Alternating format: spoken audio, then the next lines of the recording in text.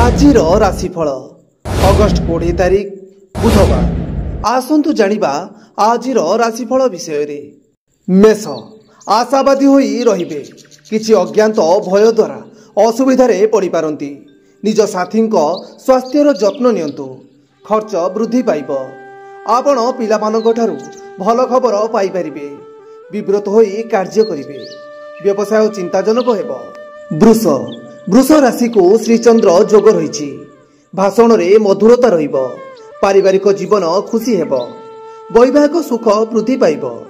उपहार स्वरूप किछि वस्तु ग्रहण करिवे। बंधुंक सहाय्य रे आय वृद्धि पाइब। मिथुन पथरोधर शिकार होई पारंती। आत्मविश्वासर अभाव हेब। अनावश्यक क्रोधरु दूरेई रुहंतु। परिवार रे शांति बजाय रखिबाकू चेष्टा करंतु। परिवार सहित एक धार्मिक स्थान को जाई पारंती। विद्यार्थी माने बहु परिश्रम रे अल्प फल प्राप्ति करिवे। कर्कट कोनोसी बाह्य सूत्ररु अर्थ लाभर जोग रही। मन रे आशा एवं निराशर भावना रही पारे। शिक्षागत कार्यता प्रति ध्यान दियंतु। सामाजिक कार्य रे योगदान करिवे। परिश्रम अधिक हेब। आय वृद्धि पाइब। सिंह परिश्रम अधिक हेब और कार्य सफल हेब। आत्मनिर्भरशील हुंतु। कोनोसी संपत्ति आयर उच्च होई पारे।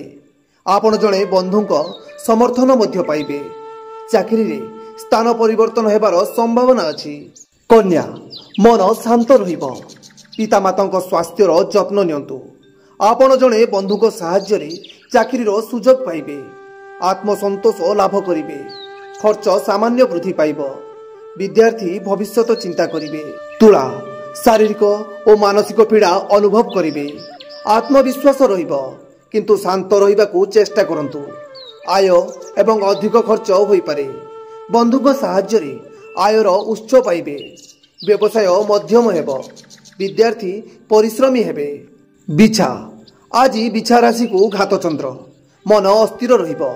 आत्मविश्वासर अभाव हेबो। धैर्य बजाई रखिबाकू चेष्टा करंतु। आपणक स्वास्थ्यर मध्य जत्न नियंतु। शिक्षागत कार्य रे विलंब रे सफलता मिलिबो। पोशाक उपरे खर्च वृद्धि पाइब। धनु मन रे शत्रुंक प्रति भय सृष्टि हेबो। आशा एवं निराशर भावना रही पारे। परिवार रे धार्मिक कार्य हेबो। जीवन असंगठित हेबो। परिवार रे शांति बजाई रखिबाकू चेष्टा करंतु। भौणी एवं भाई मानक समर्थन पाइबे। मकर भविष्यत विषय रे आलोचना करिवे। मन खुशी हेबो किंतु संयम रुहंतु। आपणक स्वास्थ्य विषय रे सतर्क रुहंतु। जीवन विशृंखला होई पारे। जानर आनंद वृद्धि पाइब। पितांक समर्थन पाइबे। कुंभ प्रतारणार शिकार होई पारंती। मन को शांत रखिबाकू चेष्टा करंतु। परिवारर स्वास्थ्यर जत्न नियंतु। अधिक खर्च हेबो। चाकरी कर्म क्षेत्र रे बहुत परिवर्तन आसीबो।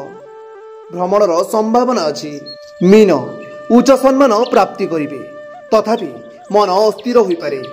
चाकरी रे थिबा अधिकारी मानक सहित समन्वय रक्षा करंतु। प्रगति पई सुजोग मिलिबो। पारिवारिक जीवन खुशी हेबो। यात्रा जोगु खर्च वृद्धि पाइब। रिपोर्ट 10